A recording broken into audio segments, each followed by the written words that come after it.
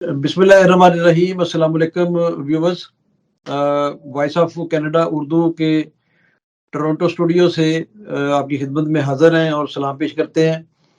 आज जिन मौज़ूआत पे हम गुफ्तगू करेंगे उसमें एक तो अरशद शरीफ को ट्रिब्यूट पेश करेंगे और दूसरा जो लॉन्ग मार्च इस वक्त इमरान खान साहब का चल रहा है उस बारे में गुफ्तगू करेंगे और इसके बाद दोनों जो डीजीज़ थे आईएसपीआर और आईएसआई उस पर गुफ्तगू करेंगे और उस पर एक ओपिनियन लेंगे। हमारे साथ उरिया मकबूल जान साहब मौजूद हैं जो किसी तारुफ के मोहताज नहीं। माशाल्लाह एक इंटेलेक्चुअल हैं, एक साबिक ब्यूरोक्रेट हैं और बेहतरीन जो है वो मुकर्रर हैं, ज़बरदस्त इनकी तकारीर भी हम सुनते रहते हैं। वेलकम उरिया मकबूल जान साहब आपको हमारे प्रोग्राम में। जी शुक्रिया बहुत बहुत जी। अस्सलाम वालेकुम वरहमतुल्लाह। वालेकुम अस्सलाम। जी आपका ट्वीट मैंने पढ़ा 2 दिन पहले और उसमें आपने लिखा कि हमारे जनाजे फैसला करेंगे कि हक पर कौन था। इमाम अहमद बिन हंबल को कोट किया आपने अरशद शरीफ शहीद के हवाले से। अरशद शरीफ को जिस तरीके से ब्रूटली मर्डर किया गया और फिर जिस तरीके से ये सारा ड्रामा रचाया गया और फिर सबसे बढ़ के जब उसको तो उसकी तदफीर की जा रही थी, जनाजा था, तो उस वक्त किसी हमारे मेन स्ट्रीम मीडिया चैनल पे उसको नहीं दिखाया गया सिवाय ARY और बोल के। तो उसके लिए चंद मिनट भी नहीं थे इनके पास और वो वफाकी वज़रा जो थे उनकी वो प्रेस कॉन्फ्रेंस दिखाते रहे। तो हम आपसे जानना चाहेंगे कि आपके क्या तासुरात हैं, आपके क्या इंटरेक्शन रहा कभी अरशद शरीफ से? जी मेरे बहुत अच्छे दोस्तों में थे, बल्कि जिस वक्त दुनिया टीवी में थे तो मैं उस वक्त वहाँ पर था और एक यंग बडिंग किस्म की नौजवान की हैसियत से मैं उनको बहुत अच्छी तरह मैं बहुत इज्जत करता था। एक तो ये है कि मैंने बहुत कम लोगों की इतनी खूबसूरत आवाज़ देखी है। देखें बहुत सारी क्वालिटीज़ होती है ना, एक तो ज़हानत अपनी जगह, एक जो जो जो जो, जो रेडियाई तासुर होता है कि एक आदमी की आवाज़ कितनी खूबसूरत है और फिर उसके बाद साथ साथ उसके लहजा उसके सब कुछ, और बहुत शाही आदमी था। आम ज़िंदगी में गुफ्तगू करते हुए बिल्कुल, और कहते थे यार इसके सामने कैमरा रख दो तो फिर ये बोलना शुरू हो जाएगा। तो ये उसके अंदर बड़ी खूबी थी कि प्योरली एक प्रोफेशनल आदमी था। अब कहा जाता है कि जी वो बड़े कितने अजीबो-गरीब दावे किए जाते हैं पाकिस्तान के अंदर के जी उसको बिल्कुल यहाँ को वो महफूज़ था। वो भई वो कुछ चिगवेरा था कि वो यहाँ तुमसे लड़ने आया हुआ था, उसने कोई बंदूकें उठाई हुई थी। क्या वो मौज़े-तुंग था? वो एक सहाफ़ी था, एक नाज़ुक किस्म का आदमी था। उसके खिलाफ आप 18 FIR दर्ज करते हैं और वो भी दर्ज करते हैं आप गद्दारी की। पाकिस्तान के अंदर ये जो नया फैशन बन गया हुआ है, मैं अक्सर कहता हूँ सुप्रीम कोर्ट को इस पे लेना चाहिए। एक जगह एक जुर्म होता है और एक FIR दर्ज होनी चाहिए। एक कानून है लॉ का डबल जेपर्डी कि 2 दफा वो नहीं हो सकता। लेकिन आपने हर बंदे को कहा है कि तुम वहां भी करा दो, उस जगह भी करा दो, उस जगह भी करा दो, और सबसे बड़ी बात है कि आपने सेडेशन की और गद्दारी की। यानी आम 1915 का जो डिफेंस एक्ट था ना, जिसके तहत जलियांवाला बाग में गोली चलाई गई थी और जिसके तहत अपना किस्सा खानी बाजार में गोली चलाई गई थी कि तुम बोलो और हम तुम्हारी जुबान खींच देंगे, तुम बोलो और हम तुम्हारी जान ले लेंगे। ये जो आप ये हमने वो रवैया है ना हमारी एडमिनिस्ट्रेशन का और हमारी उसके साथ इंतजामी मशीनरी का और उसके साथ साथ हमारी एस्टेब्लिशमेंट का, इसने खौफजदा किया हुआ है। मैं आपको अर्ज करूं, मेरी मतलब 66 साल मेरी उम्र है, 32 साल मैंने सिविल सर्विस में गुजारे हैं, ड्रामा मैं लिखता रहा हूं सारा। मैंने अपनी जिंदगी के अंदर इतनी इतनी अंधेरी सूरत हाल नहीं देखी कि एक अदारा, उसका कोई बड़ा आदमी आपसे नाराज हो जाए, कोई अदारा भी आपको मदद करने को तैयार नहीं होगा। आप अदलिया का दरवाजा खटखटाएं, कोई नहीं। अदलिया वाला नाराज हो जाए, आप स्टैब्लिशमेंट में जाएं, वो नहीं होंगे। सियासतदानों के पास जाएं, वो कहेंगे भाई हमारी तो जान जाती है। तो इसका मतलब यह है कि कोई रास्ता ही नजर नहीं आता था। ये आपने क्यों, ये आपको पता है क्यों नहीं दिखाया इन लोगों ने? क्या उनका भाई नहीं था? इसकी वजह यह है कि पाकिस्तान के जो 88 चैनल है ना, ये साफ्ती चैनल नहीं है, ये बेसिकली कारोबारी कंपनीज की इंश्योरेंस कंपनियां हैं। इनकी बुनियाद के ऊपर वो उनको कोई हाथ नहीं डालता। इसलिए जब कोई उनके यूं करके कान मरोड़ता है कि भाई मैं तुम्हारा कॉलेज बंद करवा दूंगा, मैं तुम्हारा अस्पताल खत्म कर दूंगा, मैं तुम्हारी जो वो ना लाइसेंस कैंसिल कर दूंगा हाउसिंग स्कीम का, तो फिर उनके उनके पांव हाथ फूल जाते हैं और वो कहते हैं फुलाने राणा सनावला की प्रेस कॉन्फ्रेंस लाओ, अरशद शरीफ के बेचारे का क्या है। लेकिन उनको एक अंदाजा नहीं है कि ये जो चीज है ना, 19 करोड़ है, 19.5 करोड़, इनमें से 14 करोड़ 25 लाख हैं वो स्मार्टफोन हैं। इसको तुम निगेट ही नहीं कर सकते इस फैक्टर को। और होता क्या है कि जब ये चलता है तो फिर आपकी सच भी जो है वो कभी भी कबूल नहीं करते, क्योंकि आपने अपने झूठ को अपने इस तरह फैलाया होता है कि लोग कहते हैं यार इस बंदे का हम सच भी नहीं मानते। उरिया साहब, अब आते हैं लॉन्ग मार्च की तरफ। पीडीएम की बेशतर जमातों ने फौज और बिलखसूस जनरल बाजवा जो हैं इन पर बड़ी कड़ी तनकीद की, नंगी तनकीद की और कई बार कि मगर डीजी आईएसआई और डीजी आईएसपीआर ने कभी मुश्तरका प्रेस कॉन्फ्रेंस नहीं की। डीजी आईएसआई ने तो मेरे ख्याल कभी की नहीं 75 ईयर्स में। तो ये पहला मौका था कि इन्होंने प्रेस कॉन्फ्रेंस की और उसमें अरशद शरीफ का जो मामला था वो था, लेकिन इसमें इमरान खान के मुतल्लिक़ काफ़ी सारे उन्होंने जो थी वो तनकीद की और अपना मौक़िफ़ पेश किया। तो इस बारे में क्या कहेंगे? और जैसे लॉन्ग मार्च अब शुरू है इमरान खान साहब का, तो उसमें क्या आपकी ओपिनियन है? देखिए, मैं गुज़श्ता तकरीबन 7-8 साल से मैं जी। एक रेगुलर प्रोग्राम कर रहा हूँ। उससे पहले भी मैं करता था, लेकिन जी। रेगुलर मैंने रिटायरमेंट के बाद शुरू। कॉलम में 20 साल से लिख रहा हूँ। मेरा एक मौक़िफ़ है फ़ौज के बारे में कि भाई हर बंदे को अपना काम जो करना आता है वो करना चाहिए। देखिए, अंग्रेज ने आईएसपीआर बनाया था, फौज वो पाकिस्तान में तो नहीं बनी ना। फौज का तो कॉमा तक नहीं बदला हुआ, फुल स्टॉप तक नहीं बदला हुआ। जो यूनिट अंग्रेज ने बनाई थी, ये पंजाब है, ये एफएफएफ है, ये फलाना है, ये बलोच रेजिमेंट है, अंग्रेज बना। हमने 1-2 कश्मीर रेजिमेंट आगे ऐड किए हैं। यूनिफॉर्म तक नहीं बदले, बाकी चीजें नहीं बदले, हर चीज स्टार तक नहीं बदले, जर्नैल की तार नहीं, तलवार नहीं बदली उसका वो। तो उसने आईएसपीआर बनाया था और उसका हेड लगाया था फैज अहमद फैज साहब को। कर्नल की वर्दी बनाई थी उनको। उसने हेड लगाया था हफीज जलंधरी साहब को। उसने हेड लगाया था चिराग हसन अफसर साहब। उसको पता था कि पब्लिक के साथ गुफ्तगू करना और पब्लिक के साथ इमेज बिल्ड करना किसका होता है।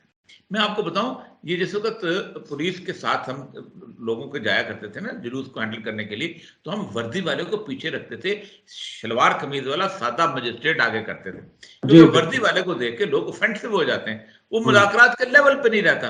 पहली बात तो ये है कि आपने इस वक्त आके इतनी बड़ी गलती की है कि आपने पॉपुलैरिटी के फ्लो के मुकाबले में अपने आप को खड़ा कर दिया। दुनिया में पॉपुलैरिटी एक ऐसा प्रिंसिपल है कि जिसके सामने किसी किस्म की नेगेटिविटी नहीं चलती होती, लोग तस्लीम भी नहीं करते। आपने अगरतला साजिश केस इतना बड़ा निकाला, आपने प्रेस कॉन्फ्रेंसें की, मुजीबुर रहमान गद्दार है, ये है वो, बंगालियों ने माना। आपने 1966 से अगरतला साजिश केस किया, अयूब खान ने कहा ये है वो है, मुकदमा चलाया, उन्होंने 163 में से 161 सीटों में उसको जिता दिया। आपका क्या मुंह रह गया? ठीक, रूसो था फ्रांस के अंदर, बहुत बड़ा इनकलाबी रहनुमा था, उसको बड़ी शौक चढ़ा कि मैं अपनी कन्फेशन किताब लिखूं। उसने अपने बारे में बड़ी गंदी गंदी बातें लिखी, सब कुछ किया। वो बादशाह को पता चला, उसने किताब आके मंगवा के बांट दी स्विट्जरलैंड से। लोग कहते थे ये बादशाह ने खुद लिखी है, रूसो ऐसा हो ही नहीं सकता। सर, इमरान खान पाकिस्तान की तारीख के अंदर पॉपुलैरिटी की मैक्सिमम पे है।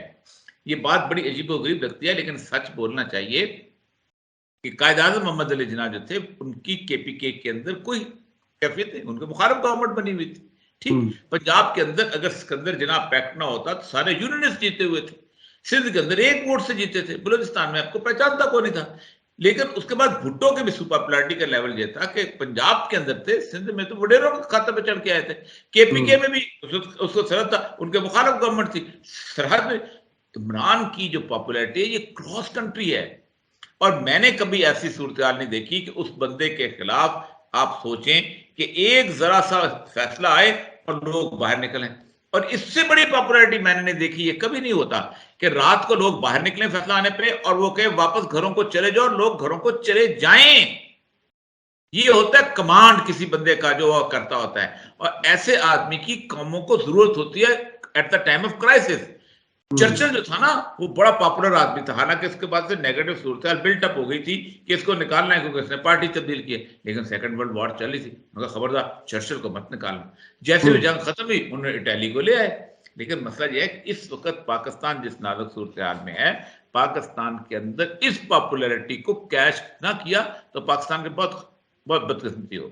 उरिया साहब, कुछ हमारे आपको भी पता है सो कॉल्ड इंटेलेक्चुअल्स जो हैं यहाँ पर भी अभी आए थे टोरंटो में भी, और वो भी उनसे भी प्राइवेट बातचीत भी हुई हमारी प्रेस की। तो उन्होंने कहा जी इमरान खान इज नो मोर। जो हमारे मुक़्तदर हल्के हैं वो ये फैसला कर चुके हैं कि इमरान खान एरोगेंट है, इमरान खान ये है, वो बात नहीं मानता, तो ही इज नो मोर, चाहे जितनी मर्जी पॉपुलैरिटी आ जाए, अवाम की वहां पे कोई अहमियत नहीं है पाकिस्तान में। क्या कहेंगे? 1969 में जब अयूब खान की मूवमेंट चल रही थी तो उन्होंने कहा था शेख मुजीबुर रहमान इज नो मोर। और आपको पता है कि 1969 की जो गोलमेज कॉन्फ्रेंस हुई थी ना, अभी उसके शेख मुजीबुर रहमान जो था वो अभी अंदर जेल में बंद था, ठीक है। आपने पूरी केस पे अयूब खान को केस वापस लेना पड़ा था, शेख मुजीबुर रहमान को रिहा करना पड़ा था, और प्रेसिडेंट हाउस के दरवाजे पे खड़े होकर उसका इस्तकबाल करना पड़ा था। फिर भी आप बाज नहीं आए, वो बंदा जीत के आ गया। फिर आपने कहा कि नहीं ही इज नो मोर।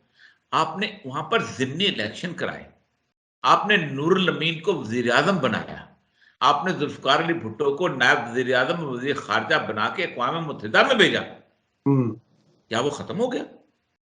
सिर्फ पॉपुलैरिटीज नेवर। इमरान अब कल एक और मैं अर्ज कर दूं, इमरान खान को अगर आप दुनिया से आउट करने की कोशिश करेंगे तो इमरान खान जो है वो एक और खौफनाक सूरत हाल में अफरीद बन के बाहर आ जाएगा, जिसको आप नहीं संभाल सकेंगे। क्योंकि हमने भुट्टो के देखा हुआ है, भुट्टो की पॉपुलैरिटी खत्म हो चुकी हुई थी, उसके बावजूद भी लोग निकल आए थे फांसी के वक्त किसी हद तक, क्योंकि वो उस वक्त अनपॉपुलर के तौर पर। इमरान खान को तो आपने निकाला, और 10 अप्रैल जो है पाकिस्तान का वो दिन है कि जिसकी नजीर मिलती। यानी पहली दफा मैं आपको बताऊं भट्ट साहब, ऐसा हुआ है कि किसी लॉजिस्टिक सपोर्ट की जरूरत नहीं है, किसी ट्रांसपोर्ट की जरूरत नहीं है, एक आप जाके स्टेज लगाते हैं और लोग खुद आ जाते हैं। 52 जलसे उसने किए हैं, ठीक। उसकी अच्छा 32 इलेक्शन, 24 इलेक्शन जीत के उसने दिखा दिए हमें। वो सीटें जीतती हैं जो एस्टेब्लिशमेंट की जल्दी पुश्ती सीटें थी, जो वो कभी पीपल पार्टी को तोहफे में देते थे वो जीत उसका उसकी हुकूमत बनती थी, जो नून लीग को देते थे नून लीग की हुकूमत बनती थी। कभी सोचा था नवानी हार जाएगा, कभी सोचा था नंदयाल हार जाएगा, ये तो इनकी सीटें थी। तो अभी भी अगर आप समझते हैं कि उसका नो मोर है तो ये बहुत बड़ी गलतफहमी में है।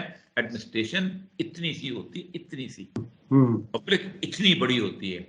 मैंने अपने कल के कॉलम में बड़ी तफसील से total strength of the administration बता दी है जी। जब पब्लिक खड़ी होती है ना तो एक झिझक होती है, गोली सिर्फ एक दफा चलती होती है, अगली दफा नहीं चलती होती। आंसू गैस का गोला एक दफा आता है, जब एक आदमी पकड़ के उसको वापस लौटा देता है तो फिर खत्म हो जाती है बात। एक दफा जब एसएचओ की जो लाठी है ना, बंदा हाथ में पकड़े यूं करके, तो फिर एसएचओ की इज्जत खत्म हो जाती है। राइट, एक छोटा सा वक्फा उरिया साहब और फिर हाजिर होते हैं इंशाल्लाह। जी वेलकम बैक उरिया साहब। अब 2-3 क्वेश्चन है मेरे पास जो हमारे यहाँ पे लोकल इंटेलेक्चुअल्स हैं उनकी तरफ से। उनको जब मैंने बताया कि उनका इंटरव्यू है तो उन्होंने मुझे कहा जी आप ये 2-3 क्वेश्चन जरूर पूछें उनसे, तो मैंने जसारत कर रहा हूँ आपसे पूछने की। पहला क्वेश्चन जो है वो कहते हैं जी इमरान खान का हकीकी आज़ादी और जहाद का नारा दुरुस्त समझते हैं, जबकि जहाद का हुक्म अमूमी ख्याल है कि हुकूमत दे सकती है, क्या कहेंगे? देखें, ये तो फिर इस्लाम की पूरी तारीख आपको बदलना पड़ेगी। देखिए, जिहाद है, एक है लफ्ज किताल, किताल कहते हैं कत्ल करना, ठीक। एक है जिहाद, जिहाद कहते हैं जद्दोजहद करना। वह जाहिदू फी सबीलिल्लाह हक्का जिहाद ही, आप अल्लाह के रास्ते में निकलो जैसे तुम्हारी जद्दोजहद करने का हक है। जिहाद कहते हैं मुजाहिदे का हक। एक होता है जिहाद बिल सैफ, तलवार के साथ, तलवार के साथ भी जिहाद में वो जाहिर बात है एक रियासत जो होती है, इस्लामी रियासत को हक हासिल है। लेकिन क्या इस्लाम की तारीख में कभी ऐसा नहीं हुआ कि इस्लामी रियासत जो है वो जबर हो तो लोग ना खड़े? सैयदना इमाम हुसैन जो थे वो जब उठे थे तो उनको हम सैयद शुहदा क्यों कहते हैं? सैयद शुहदा इसलिए कहते हैं कि रसूल अकरम सल्लल्लाहु अलैहि वसल्लम की हदीस है कि सैयद शुहदा इमाम हमजा है, लेकिन वो शख्स भी सैयद शुहदा है जो जालिम हुक्मरान के सामने कलमे हक बुलंद करे और शहीद हो जाए, वो सैयद शुहदा है। तो जालिम हुक्मरान के सामने खड़ा होना तो क्या जुल्म की सूरत है, मैंने आपको बता दिया क्या सूरत हाल है इसकी। और दूसरी बात यह है कि आपने तब दूसरी बात यह है कि और बहुत सारे मिसालें, मैं ज़ैद बिन अली खड़े हुए थे, इमाम अहमद बिन हंबल खड़े हुए थे। ये तो दुनिया में प्रिंसिपल है कि टिरनी के खिलाफ खड़ा होना जो है वो जिहाद समझ लें, आप उसके बाद रेजिस्टेंस मूवमेंट समझ लें, कुछ समझ लें, ये तो चलता रहता है दुनिया के अंदर।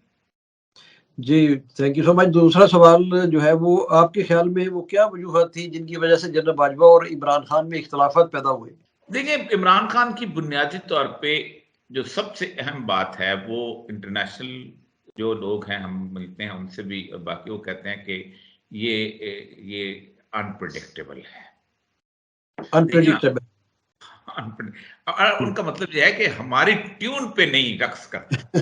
ये बहुत अहम चीज है। देखिए ना, एक बात बताऊं आपको कि इमरान खान के बहुत सारे ऐसे डिसीजन हैं जो उनको अच्छे नहीं लगते थे। फॉर एग्जांपल, अक़वाम मुत्तहिदा की जो उसकी तकरीर है वो बड़ी उनके लिए खौफनाक तकरीर बनी हुई है। और उसके बाद पूरे के पूरे अक़वाम मुत्तहिदा के अंदर वो ब्लास्फेमी के ऊपर पूरे का पूरा, ये उनके लिए बड़ी बड़ी अजीब हुई। देखिए, इमरान खान ना मौलवी है, ना उसामा बिन लादेन है, ना वो मुल्ला उमर है, कुछ। वो उनका हार्ट थ्रॉब है यूरोप का। हार्ट थ्रॉब की बात सुनी जाती है। जब उनका बंदा इस तरह की बात करता है तो उनको निगेट करने के लिए 100 दफा आर्गुमेंट करना पड़ता है। वो कहते हैं भाई ये बंदा तो और तरह का है, ये बंदा तो अपना जो है, इसकी तो तस्वीरें जो थी लड़कियां पहना करती थी इंग्लैंड के अंदर, ये तो वो कहते हैं इस तरह का बंदा है, इसका मतलब तुम यकीनन गलत कहते हो। एक तो ये है। दूसरा ये था कि इमरान खान की जो आखिरी सूरत हाल थी, मैं उनसे मिला था ईद के फौरन बाद अगले दिन मुझे अच्छा। उन्होंने बुलाया था, तो प्यूटन से वो मिलके आए हुए थे, तो कहते मेरी 3.5 घंटे मुलाकात थी। तो इमरान खान बेसिकली उस टर्निंग पॉइंट के ऊपर एक डिसीजन ले रहा था, और वो प्रेसिडेंट जी से मिल के आया हुआ था। उन्होंने मुझे कहा कि 3.5 घंटे मेरी प्यूटन से मुलाकात हुई, और फिर वो मेरे घर ले गया, और घर जाकर उसने भी बीवी से मिलाया जो मुसलमान थी, प्यूटन की अच्छा। बीवी। हाँ, और फिर उसके बाद कहता मुझे वो मस्जिद में ले गया साथ, कहते अनप्रेसिडेंटेड, कहते मुझे सब आपको नहीं बता सकता कि किस हद तक हम उस तरफ जा रहे थे। आप देखें कि जैसे ही इमरान खान की गवर्नमेंट उतरी है, आपने कैसे कैसे डिसीजन लिए हैं। आपने बर्तानिया का असला पाकिस्तान मंगाया, और फिर अपने जहाजों में उसको साइप्रस भेजा, और साइप्रस से आपने यूक्रेन को दिया। ठीक, आपने एक इंटरनेशनल सूरत बना दी ना आपने वो, आप देखें आपसे तो अच्छे तालिबान रह गए कि उन्होंने अपना वायदा किया और तापी की गैस पाइपलाइन सस्ती ले ली। आज उनकी गैस पाकिस्तान से सस्ती, और पास है भी, पाकिस्तान पास तो गैस ही नहीं है। अगले 15-20 दिन के बाद हमारा टेंडर ही को आया नहीं है। फिर उन्होंने ईरान से तेल ले लिया, वो आ गया। हमारा ML1 जा रहा था, जो ट्रेन पटरी बैठनी थी, चाइना ने उनके साथ वायदा किया। आज उन्होंने वाखान कॉरिडोर था, उन्होंने कई 100 किलोमीटर रेलवे लाइन बिछा कर ट्रेन भी चलानी शुरू कर दी। उन्होंने अपनी, तो वो जो कि इतनी कंडीशन के बावजूद उन्होंने कहा कि नहीं हम ले लेते। इंडिया ने, आप सोचें कि बाइडेन गया है साउथ अफ्रीका, बाइडेन गया है मिस्र, बाइडेन गया है लिबिया, कि तुम गैस ना खरीदो। उन्होंने कहा तुम यूरोप से गाओ ना खरीदे। बिल्कुल। मोहम्मद बिन सलमान को उसने कहा कि भाई आप ऐसा करो कि तेल ज्यादा पैदा करो। उसने कहा हम भूखे मर जाएं, अपना तेल बेचो। तो यानी हम सऊदी अरब से ज्यादा कमजोर तो नहीं है। सऊदी अरब का तो एक एक इंच जो है उसकी हिफाजत अमेरिका करता है, उसका डिफेंस सिस्टम। हम तो एटॉमिक पावर है, हम तो सऊदी अरब को ऑफर करते हैं, हम तुम्हें पनाह दे देंगे, तो कहेगा ये तो मुझसे ज्यादा बुज़दिल निकला है। तो इमरान खान का बेसिक बुनियादी वजह, it is not national, it's international. तो ये बताइएगा, तीसरा क्वेश्चन है यहाँ हमारे दोस्तों का कि फौज बार बार हमारे जो सियासी मामलात हैं उनमें ये क्यों मुदाखलत कर रही है, और ये आज से नहीं कर रही, ये 70s से और से के ज़माने से ये शुरू हुआ मामला, जो अभी थमने का नाम नहीं ले रहा। अभी भी लोगों का ये ख्याल है कि शायद लॉन्ग मार्च के नतीजे में मार्शल लॉ ना कहीं लग जाए। देखिए, पहली बात तो ये है कि मेरा ख्याल ये है कि अगर वो ये सोच रहे हैं तो किसी एडवेंचर के बारे में, तो मैं उनको मशवरा दूंगा कि ये बड़ा गलत हो जाएगा। उसकी 2-3 वजूहात है।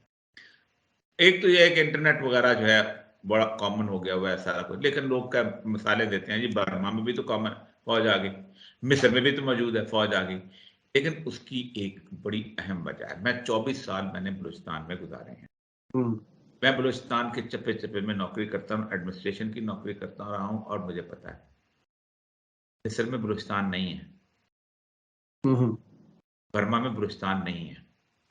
आपकी टोटल जो पैरामिलिट्री फोर्सेस हैं उनकी स्ट्रेंथ जो है वो 4-4.5 लाख है, जिसमें से 1,85,000 जो हैं आपके वो हैं सरदारकार सिविल डिफेंस वाले। वो तो 6 साल बाद वर्दी खोलते हैं अपनी, वो तो किसी काम के नहीं है।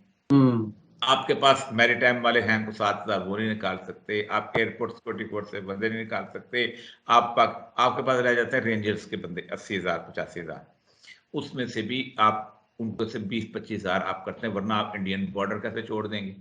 वो तो 3,000 किलोमीटर पे आपने पेट्रोलिंग तो करनी करनी। बलूचिस्तान के अंदर 80,000 वो हैं पुलिस वाले, लेवीज साथ ना मिलाएं, पुलिस कह रहा हूँ, वो जो मलेशिया वाले एफसी वाले, तो आप तो एक आपकी पिकट नहीं खाली हो सकती, एक। दूसरा, आप मिस्र के अंदर स्वात नहीं है, वजीरिस्तान नहीं है, बाजौड़ नहीं है, टीटीपी नहीं है, आप उलझे हुए हैं, आप वहां से अपनी फोर्सेस विड्रॉ कर सकते हैं। इसका मतलब यह है कि अगर आप पंजाब में उलझ गए, अगर आप केपीके में उलझ गए, अगर आप कराची में उलझ गए, तो आप कंट्रोल कहां से करेंगे? तो आपको क्योंकि जाहिर बात है जब आप आएंगे तो आप अवामी नफरत के मुकाबले में आएंगे, लोग डिमांड नहीं कर रहे होंगे।